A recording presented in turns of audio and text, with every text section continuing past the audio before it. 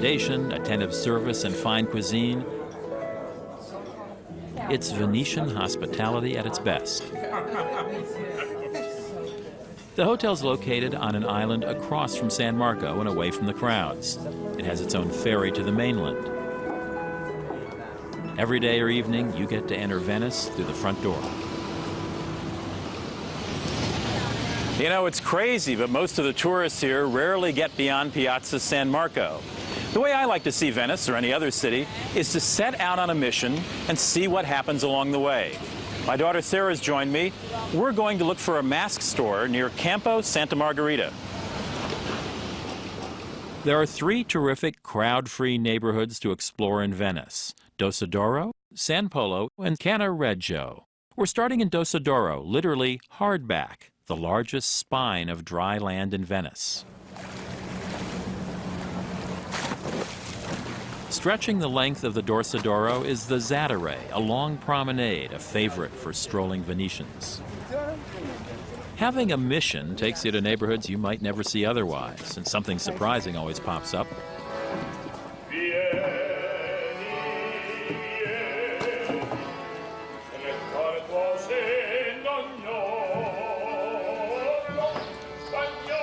Along the way, we stumble on a gondola repair shop and wander past palaces, cafes, and charming campos. I'm always on the lookout for a restaurant to come back to for dinner. 5 kinds of risotto, you can't go wrong with that. Detoured to the nearby museum, the Accademia.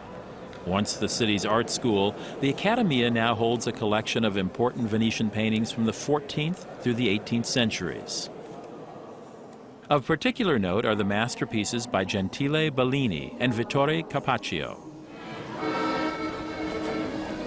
The back streets and canals of Dorsodoro are too beautiful to rush through.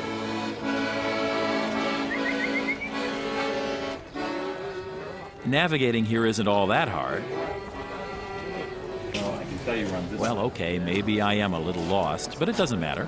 In Venice, you can always follow signs back to one of the major landmarks. Just when you think you're completely turned around, you find what you've been looking for.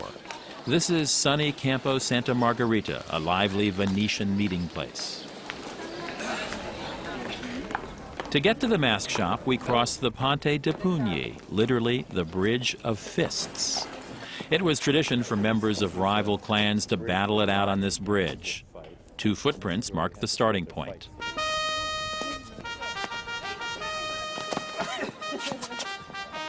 This is where they try to throw you, right over the side. Into the drink. This is it. We've arrived at Kamacana, the mask store. Kamacana's owner, Mario Belloni, started making masks for fun when he was an architecture student, and he ended up researching and reviving the ancient art of Venetian mask making.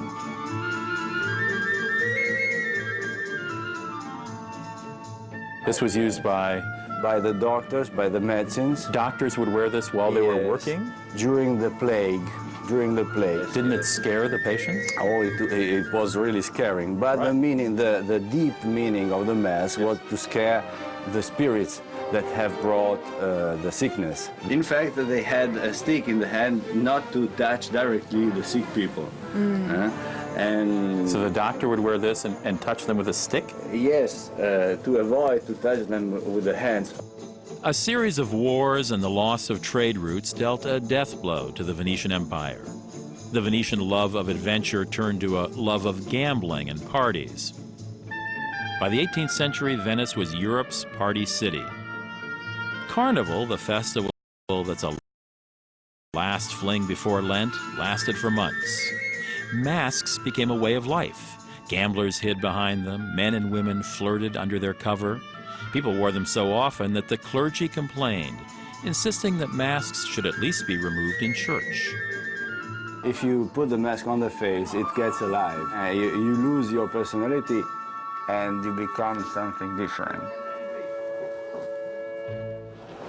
The Venetian Empire continues to decline. The population today is half what it was 50 years ago. The young leave in droves for the mainland. Tourism dominates the economy. But there are still pockets of this town where locals outnumber visitors. I'm off in search of working-class Venice. Cannareggio. The name of this section was originally Regione delle Canne, or District of Bamboo, after the marshland it was built on. This is lived-in Venice. It's Sunday, and after church, lunch is underway in the neighborhood trattorias. Everyone is out for a stroll, a chat, a little entertainment.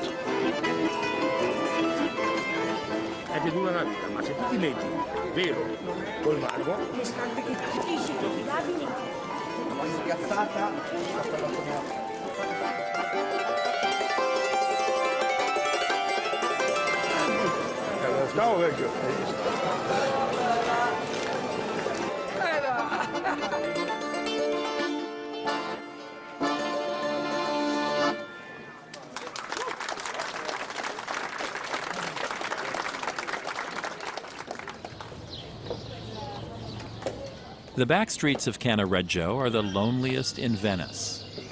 This is the place to see how Venetians live. The exquisite church, the Madonna dell'Orto, is named for a miracle-working statue of the Madonna found in a nearby garden.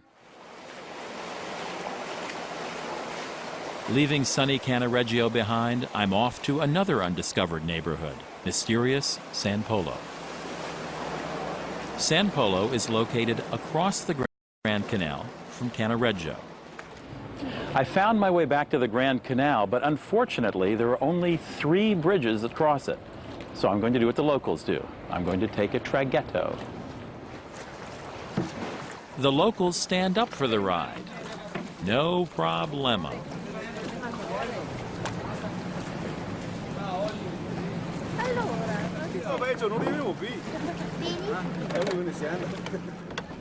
The traghetto is a ferry that shuttles people across the Grand Canal.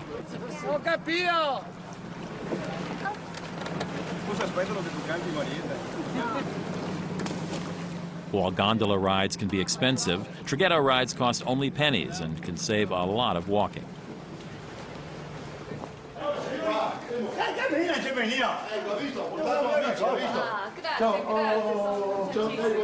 In the afternoons, try the Venetian ritual of an ombre, a drink and a snack. Ombre means shadow, and in the shade of Domori, the city's oldest wine bar, you can come to love this tradition. Alziamo il bicchiere, facciamo cin cin, beviamo, beviamo, beviamo, tutto il mondo fa cin cin, sollevando il bicchiere di vino, cin cin. The Domori is a good starting point for exploring one of the oldest, most atmospheric sections of Venice.